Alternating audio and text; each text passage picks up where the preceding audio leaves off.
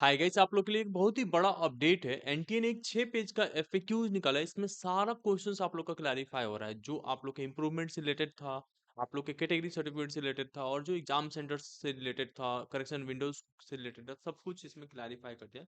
हम डायरेक्टली चलते हैं मुद्दे पे जो हमारा इंप्रूवमेंट का था और कैटेगरी सर्टिफिकेट का था। तो इसमें जो है पेज नंबर 5 पे आप लोग के 28 पे पूछ रहा है। यहाँ पे एक क्वेश्चन है। एफएक्यूज में क्वेश्चन रहते हैं, देन आंसर चाहिए करते हैं। Question है candidate who are giving improvement or reappearing in one or more subjects to enhance scores. In case, in such cases, which options to be chosen between pass or appearing?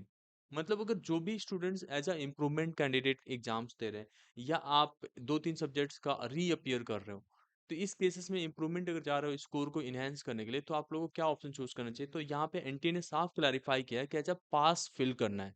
ठीक है, ये आपकी screen पे भी आ रहा होगा। आप में से बहुत सारे स्टूडेंट्स बहुत ज़्यादा स्ट्रेस में थे क्योंकि आपने एनटीए को कॉल किया था और उन्होंने ये कहा कि एज अपियरिंग फिल करना है। अब जब ऑफिसर्स ऐसे कह दे कि एज अपियरिंग फिल करना है, गलत इन्फॉर्मेशन दे दे, तो बच्चे तो उसके पीछे जाएंगे ना। हम लोगों ने सभी वीडियोस में स्टार्टिंग से जब हमने step by step form fill करना सिखाया था, आपको बताया था कि ऐसे करके फिल करना है।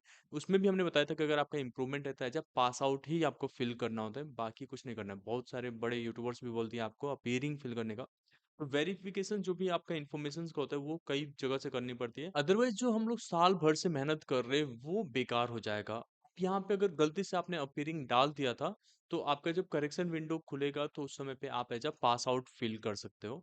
उसके साथ साथ एक और चीज बता दूं, अगर आप पहली बार चैनल पर हो तो मेक श्योर आपने सब्सक्राइब कर रखा है, क्योंकि यहाँ पे आपको मिलता है ऑथेंटिक इन्फॉर्मेशन जो जरूरी है आपके लिए। आपकी काउंसलिंग के टाइम तक चॉइस फिलिंग से रिलेटेड सारे कुछ हम लोग अपडेट दे रहे होते हैं। अब आपका कैटेगरी सर्टिफिकेट के लेके प्रॉब्लम्स था। काफी स्टूडेंट्स के थे कि कैटेगरी सर्टिफिकेट बना ही नहीं, हमने अप्लाई किया हुआ है। तो इस पे भी एनटीए ने क्लैरिफाई किया है। ये एफएक्यूज मैंने अपने टेलीग्राम चैनल पे भेज दिया है, वहां से आप डाउनलोड करके भी चेक कर सकते हो।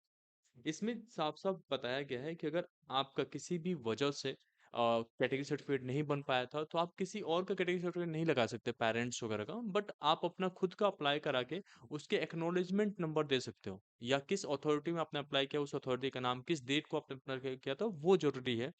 उसके बाद से आपका जो है एप्लीकेशन फॉर्म फिल हो जाएगा। आपका रैंकिंग जो बनेगा वो आपकी कैटेगरी सर्टिफिकेट के हिसाब से बनेगा, जो भी कैटेगरी है, लेट से एससी है या एसटी है। अब यहाँ पे प्रॉब्लम ये रहता है कि अगर गलती से आपका एप्लीकेशन रिजेक्ट हो जाता है, मतलब जो आपने कैटेगरी सर्टिफिकेट के लिए अप्लाई किया था, तो आपको जनरल में काउंसलिंग होगी। अगर आपका बाद में बन जाता है, कंफर्म हो जाता है आपका कैटेगरी सर्टिफिकेट या ईडब्ल्यू सर्टिफिकेट जो भी बनवा रहे हैं, तो वो जो है उस बेसिस पे आपका काउंसलिंग होगा। तो जब डॉक्यूमेंट वेरिफिकेशन होता है, जब सीट अलॉटमेंट होती है, आपका एनटीए में हो, एनआईटी में हो या आईआईटी में हो, तो उस समय पे जब सीट अलॉटमेंट होगा, तो उस समय पे आपको वो कैटेगरी सर्टिफिकेट जो है डॉक्यूमेंट वेरिफिकेशन में दिखाना पड़ता है। बस इतना सा प्रोसेस रहता है, उसके बाद से डन। कुछ भी और नहीं करना है। तो ये सब चीज़ें एफएक्यूज़ में बहुत सारे और भी इन्फॉर्मेशंस है आप लोग के रिलेटेड कि एग्ज़ाम्स कब होगा, एग्ज़ाम सेंटर के रिलेटेड है। ये सब एक बार आप पढ़ लेना, बट ये 2 चीज़ें बहुत ही ज़रूरी था, तो वो मैंने आपको बताया। और एक और चीज़ ध्यान रखिए कि 22 तारीख लास्ट डेट है इसके फॉर्म फिल करने का, कोई एक्सटेंशन नहीं होता डेट का। तो मेक श्योर करें कि आज या कल तक में फाइनल कर लें, लास्ट में सर्वर भी क्रैश हो जाता है, ठीक है? होपफुली आपको ये वीडियो पसंद आया होगा। Thank you so much.